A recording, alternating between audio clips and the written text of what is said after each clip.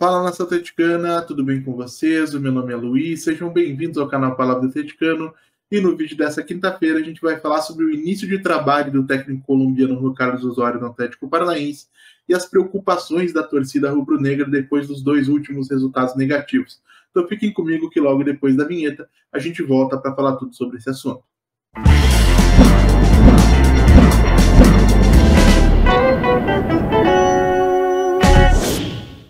Então vamos lá para os assuntos do vídeo de hoje, gente. E um vídeo que tende a ser mais curtinho, como é a praxe aqui do canal. Ontem a gente teve um pós-jogo bastante extenso, então hoje a gente faz um vídeo mais condensado para que todo mundo tenha a oportunidade de descomprimir a tensão relativa à partida de ontem. Mas, para que a gente não fique sem conteúdo, vamos falar aí das declarações do técnico Juan Carlos Osorio na entrevista coletiva concedida após o empate em 1-1 entre Atlético Paranaense e Maringá na noite de ontem na Liga Arena. E dois detalhes me chamaram bastante atenção, e a partir deles que eu gostaria de trocar uma ideia com vocês, não só sobre esse início de trabalho do Osorio, mas principalmente sobre como a torcida ou alguns torcedores têm percebido esse início de temporada do Atlético Paranaense.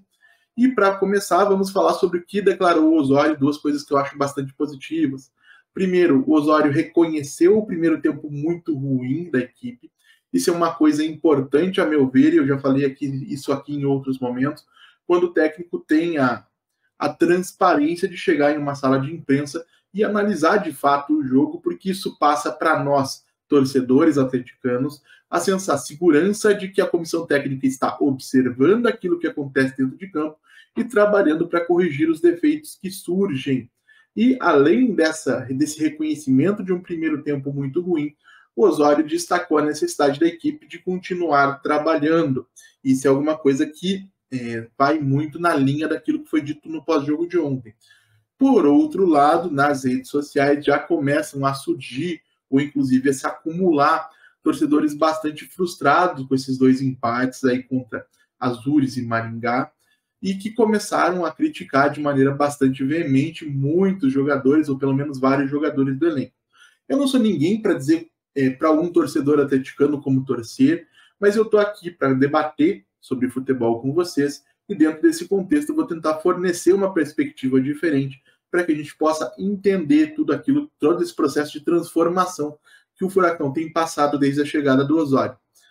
Em primeiro lugar, uma das nossas muitas reclamações ao longo dos últimos anos, especialmente em 2022 e 2023, com a trupe de Luiz Felipe Scolari, Paulo Turri e Wesley Carvalho, era que o Atlético deixasse de fazer o papel de vítima, de presa dentro dos jogos e passasse a ser protagonista, passasse a dominar as partidas e os adversários e controlar o ritmo do jogo, ditar o ritmo das jogadas, controlar a posse da bola, criar ocasiões de gol.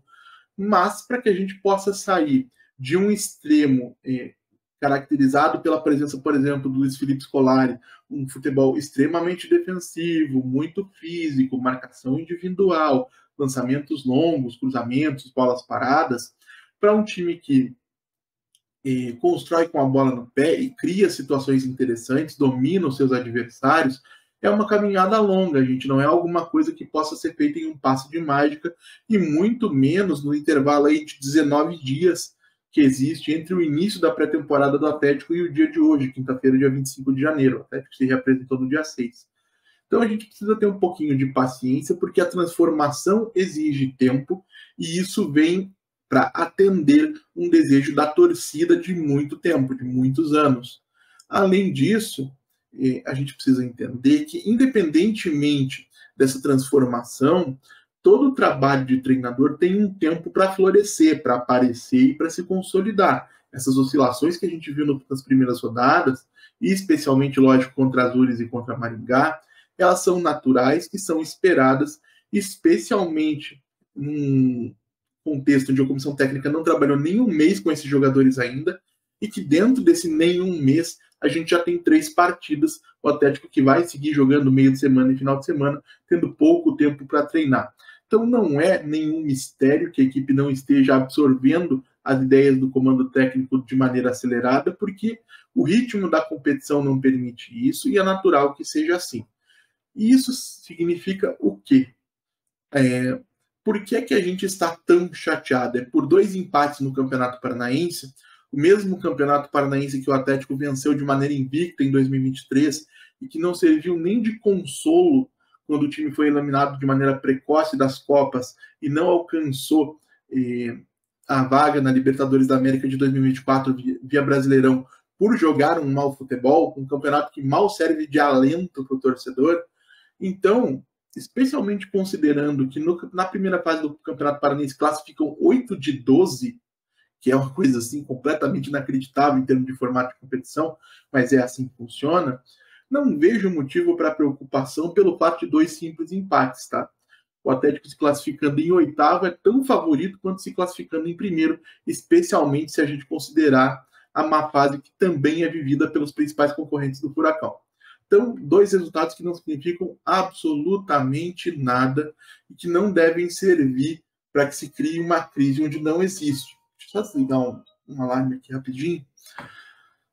Retomando, então, repito, 2 empates que não significam nada e seria importante também que a torcida entendesse a necessidade do Osório avaliar uma série de jogadores e que a gente não ficasse atrelado à frustração do ano passado, onde muitos desses jogadores de fato não renderam tudo aquilo que poderiam ou não repetiram os seus melhores momentos, para compreender que a nova forma de trabalhar do Osório vai potencializar alguns desses jogadores e vai, ao mesmo tempo, escantear tantos outros. Então, entre as informações que circulam aí de bastidores, uma que a gente já sabe, ou tem circulado, pelo menos, é que o Osório não conta muito com o Hugo Moura, é um jogador que não agrada a comissão técnica e que o Atlético pode acabar dando saída a esse jogador.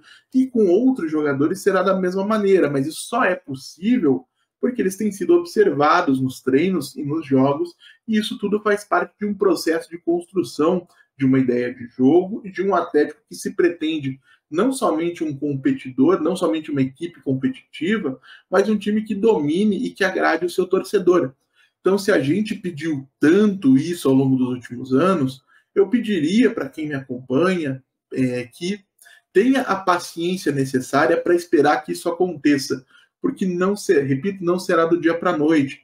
O Guardiola, por exemplo, quando chega no Manchester City, a gente está falando de um Pep Guardiola, ele gasta, acho que, se não me engano, mais de 160 milhões de libras na primeira temporada e não ganha nada. Entre a chegada do Jürgen Klopp no Liverpool na metade da temporada 2014-2015 e o primeiro título conquistado pelo Klopp em Anfield Road, teve mais de 4 anos e meio, que foi a Champions League de 2018-2019, né? Então, na metade de 2019. Então, gente, e eu nem estou dizendo que o Atlético precisa de 3, 4 anos de Juan Carlos Osório. O Atlético é um time que tem um elenco com jogadores que o posicionam bem dentro do cenário competitivo do futebol brasileiro e sul-americano, que permite que esse trabalho se desenvolva e talvez dê resultado de maneira mais acelerada. Mas, para isso, a gente vai ter que ter a paciência desse começo para poder colher os frutos lá na frente.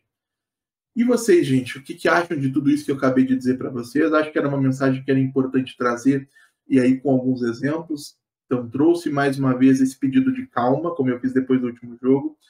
Deixem a opinião de vocês aí nos comentários. Como eu sempre digo aqui, eu leio todos e respondo todos.